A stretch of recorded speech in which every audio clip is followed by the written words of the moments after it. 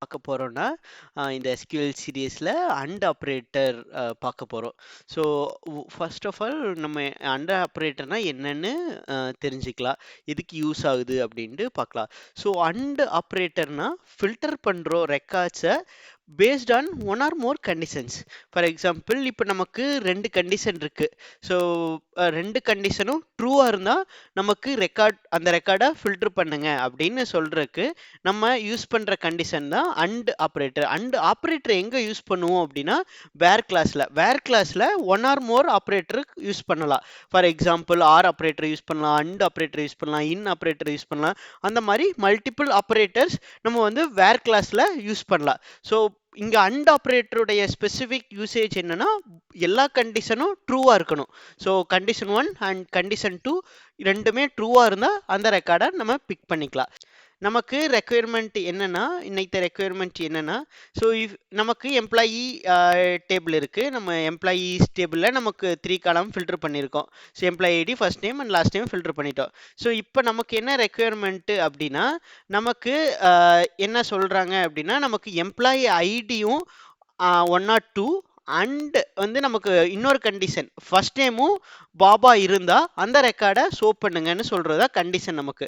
So அதுக்கு filter பண்றதுக்கு என்ன யூஸ் பண்ணணும், நமக்கு வேர் கண்டிஷன் யூஸ் பண்ணணும். வேர் கிளாஸ்ல தான் நம்ம ஆப்ரேட்டர் யூஸ் பண்ணலாம், one or more operator use பண்ணலாம். இப்போ நமக்கு வந்து என்ன கண்டிஷன், ஃபர்ஸ்ட் கண்டிஷன் என்ன, எம்ப்ளாயி ஐடி வந்து 101 இருக்கணும், சாரி 102 அண்ட் நமக்கு வந்து செகண்ட் கண்டிஷன் என்ன சொல்றாங்க, ஸோ செகண்ட் கண்டிஷன் என்ன சொல்றாங்கன்னா நமக்கு செகண்ட் கண்டிஷன் ஃபர்ஸ்ட் நேம் வந்து ஃபர்ஸ்ட் நேம் வந்து பாபா இருக்கணும். ஸோ அதுதான் அந்த ரெக்கார்டை ஃபில்டர் பண்ணுங்க, அதுதான் நமக்கு கண்டிஷன்.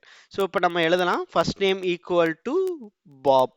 ஸோ இப்போ வந்து ரெண்டு கண்டிஷன், ஃபார் எக்ஸாம்பிள் அண்ட் ஆப்ரேட்டரோட யூசேஜ் என்ன, and condition 1 and conditions 2 should be true. ரெண்டுமே ட்ரூவா இருந்தா மட்டும்தான் நமக்கு அந்த ரெக்கார்டை ஷோ பண்ணும். இப்போ ஃபார் எக்ஸாம்பிள் இப்போ நம்ம இந்த query ரன் பண்ணதுனால நமக்கு வந்து ரெக்கார்ட்ஸ் ஃபில்டர் ஆயிருக்கு. இப்போ வந்து ரெண்டு கண்டிஷனில் ட்ரூ, அதனால நமக்கு ரெக்கார்ட்ஸ் கிடைச்சிருக்கு. ஃபார் எக்ஸாம்பிள் இப்போ வந்து பாப் இல்லாம ஸோ பாப் 2B இருக்கு அப்படின்னா இப்போ கண்டிஷன் ரன் பண்ணீங்கன்னா இப்போக்கு நமக்கு ரெக்கார்ட் கிடைக்காது. ஏன்னா first condition true, but and கண்டிஷன்னா என்னன்னா எல்லா கண்டிஷனும் போத் கண்டிஷனும் ட்ரூவா இருந்தால் மட்டும்தான் நமக்கு ரெக்கார்ட் கிடைக்கும்.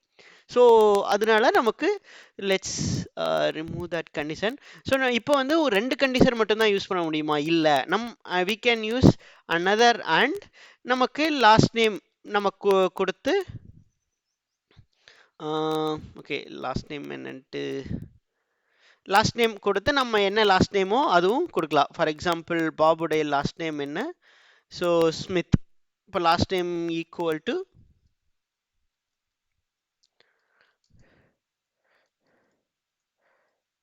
S capital. ஸோ இது வந்து கேஸ் சென்சிட்டிவ், ஸோ நம்ம வந்து கேர்ஃபுல்லாக இருக்கணும். ஸோ ஸ்மித் இப்போ ரன் பண்ணோம்னா ஸோ நமக்கு அந்த ரெக்கார்ட்ஸ் கிடச்சிரும். ஏன்னா நமக்கு 3 கண்டிஷனும் கரெக்டு, ஸோ அதனால நமக்கு டேட்டா கிடச்சிருச்சு. ஸோ இப்போ வந்து இன்னைக்கு சேலஞ்ச் என்னன்னு பார்ப்போமா.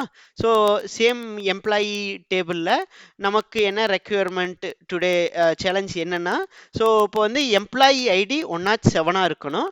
அப்புறம் ஜார்ஜ் இமெயில் ஐடி வந்து ஜார்ஜோட இமெயில் ஐடி வந்து george.w@company.com. ஸோ இந்த ரெண்டு கண்டிஷன் ட்ரூவாக இருந்தால் மட்டும் எனக்கு ரெக்கார்டு ஷோ பண்ணுங்க. இப்போ வந்து உங்களுக்கு ஆன்சர் தெரிஞ்சால் இந்த கமெண்ட் பாக்ஸில் போடுங்க. இப்போ இந்த வீடியோ பிடிச்சிருந்தா சப்ஸ்கிரைப் பண்ணுங்கள், லைக் பண்ணுங்கள், ஷேர் பண்ணுங்கள். Yeah, thank you so much. Have nice day.